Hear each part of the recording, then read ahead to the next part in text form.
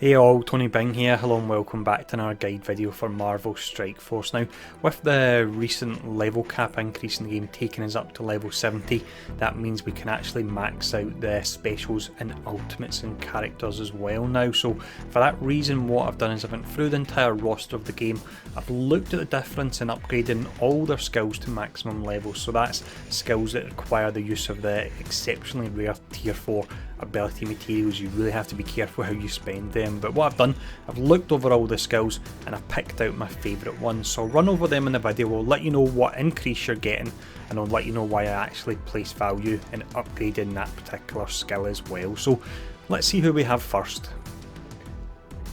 I'll just mention before we get into the specifics of the first skill we're looking at is that I've done this in alphabetical order, so there's no real preference.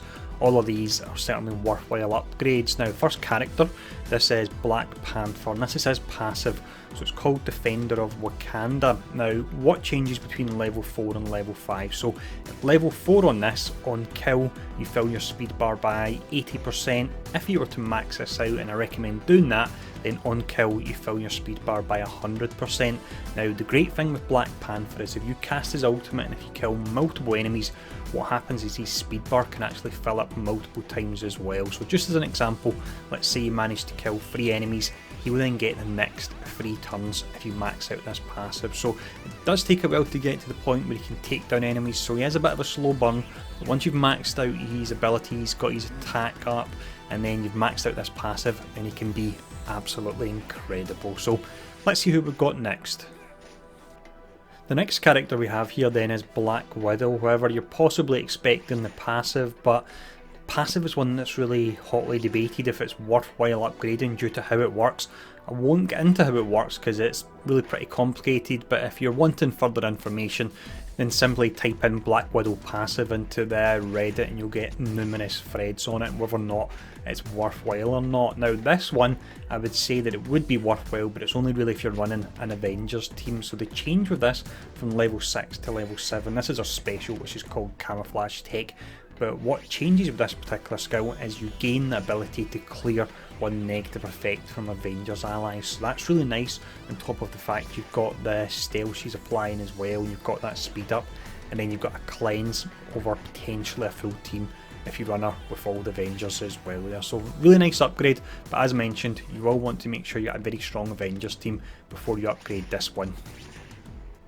The next character we're looking at here is Daredevil, and he actually has 2 abilities I would say are worthwhile maxing out, but similar to Black Widow, you want to place them with certain characters and make sure you have a strong team if you're going to invest in them, and of course the team would be the Defenders. Now, the first skill that's really great when you upgrade this to max level is his ultimate called Brawl. So when you've got this at level 6, you actually do 370% damage and you chain from 3 to 4 enemies. Now, if you upgrade it to level 7, then you do 400% damage on your initial attack, so that's an extra 30% damage. And the chain changes from 3 to 4 all the way up to 4 to 6, so that's potentially an additional 3 targets you're attacking for 240% damage. So whilst the damage is spread out, that is actually an extra 720% damage over an area you could be doing with that, so fantastic upgrade there.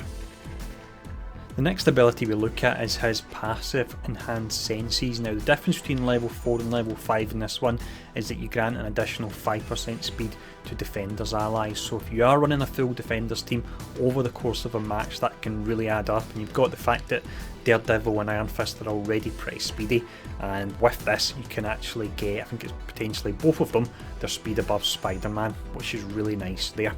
Now, next up we've actually got another Defenders character. So like Daredevil then, we have another character that's actually got 2 skills that I would say are worthwhile upgrading all the way to level 7 and then level 5. So the first one is the ultimate, and this is called the Iron Fist. The difference between level 6 and level 7 in this is that at level 6 you're doing a whopping 600% damage. At level 7 it jumps up an additional 100%, so it's one of the highest gains you actually see for your ability materials, so it's a whopping 700% damage you'll do with this. Really pretty incredible. We then have the passive next. Pretty long tooltip for this one, so it's called the Son of Kunlun, and this is where you get your survivability for your defenders team. Now at level 6 with this, on turn you have a 30% chance to heal yourself and defender allies for 20% of the character's max health, and heal additional city allies for 10% of max health. Now when you upgrade it to level 5, which you without a doubt want to do, the chance to heal jumps up to 40%. The heal amount jumps up to 30% for defenders and 20% for city heroes, so really do love this, and it's one that I upgraded recently and it's made raids so much easier, so get this one maxed out. The next character we have here is Korath the Pursuer, and he's actually another character that's got 2 abilities that I would recommend upgrading. Now the first one is his passive, Hot Pursuit, so at level 4 with this, on enemy death you gain speed for 1 turn, and on spawn you gain speed up for 1 turn, but when you upgrade this to max level it actually jumps up to 2, so on spawn you get speed up for 2 turns, and on enemy death you get speed up for 2 turns as well. So with this you can almost permanently keep speed up on him, and it's really pretty awesome given he's already high attack speed. The next ability we'll look at here then is his ultimate called Takedown Shot. Now at level 6 this does a rather respectable 450% damage, but you can see the tooltip here when you upgrade this, and I believe this is the biggest damage increase we see in a single target through upgrading a skill to max level. It jumps up an additional 120% damage to 570%, and that's available on your first turn at a match, and it's probably the first attack that will go off as well due to Korath's speed, so absolutely incredible. The next ability upgrade we have here is another one for a relatively new character. Now this is one similar to the defenders where you want to make sure you're running certain synergies before you actually upgrade this. Personally I actually really like dropping her into the defenders team, she works really well with them. Now the difference between level 4 and level 5 with this is at level 4 you have an 80% chance to gain assist now on each hero brawler ally's turn, and also on your own turn you have an 80% chance to grant assist now to a random hero brawler. So if you max that out you then get a 100% chance to get an assist on another companion's attack and also on your own attack as well, so the damage can really stack up with this one when you do max it out, and that's what you most certainly should do. With the next character we're actually seeing a potential issue that's coming to the game, and it's tooltip below. It's good to see characters get more complicated, but some of the tooltips are really getting out of control, and this is most certainly one of them. But despite all that, it's a great skill to upgrade. Now to break it down, I'm not going to read out the whole skill, but what essentially happens is the difference between level 6 and level 7 on this skill, which is Lock and Load, which is Punisher's ultimate, is that you gain an additional 40% damage on your counter when Daredevil's attacked, but the most important thing is on a non-combat attack. So think of the likes of Luke Cage's taunt or Luke Cage's defense up, you gain from a 50% chance to assist up to 100% chance to assist, which is absolutely amazing, and even more so if you run Punisher against a villain's team. He just absolutely shreds through them with this upgrade. You'll be noticing a theme here. The next character we have is another one that was relatively recently upgraded, and they seem to be the characters that have the best maxed out skills. So it's SpiderMan with his passive Spider Sense. Now at level 4 on this you gain 25% dodge chance. At level 5 on dodge you fill speed bar by 10%. So when he's getting attacked you've got that 1 in 4 chance to fill his speed bar by 10%, takes 0 damage. But what's also great with Spidey is on his basic he has a chance to add evade to himself. Now evade works exactly like a dodge, so let's say for example you use your basic, you get evade, the enemy attacks, that's a guaranteed dodge, and that's a guaranteed additional 10% in your speed bar, and Spidey's already pretty speedy as it is, so it's really a great combo that. We have another recently reworked character here with Thanos and his passive called Titan Eternal. Now the part of this that changes is that on death at level 4 you have a 70% chance to generate 2 ability energy to sell for adjacent cosmic ally.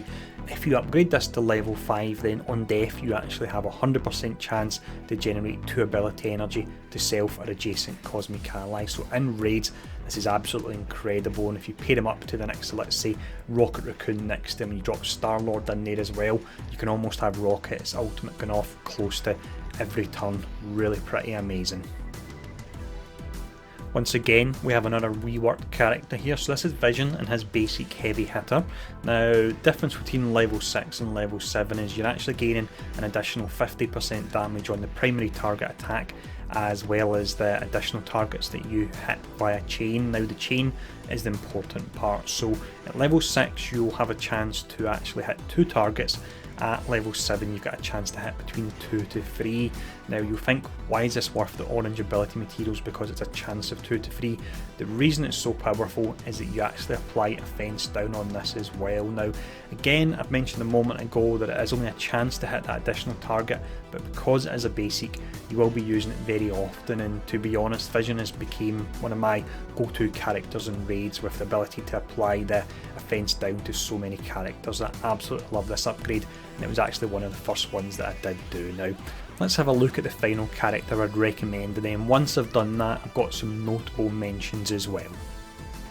The final character then is an old one, but one that's most certainly still holding his own. Now it's Yondu with his passive Centauri Hunter. So at level 4, on turn you copy one positive effect off enemies, apply the effect yourself, and you actually clear the positive effect as well. If you upgrade this to level 5, then you're copying and clearing 2 positive effects. Now one thing I'll mention is I've seen some people talk about the fact that some of the effects he copies, by the time his turn comes back around he actually loses them, so he's not really making the most of them.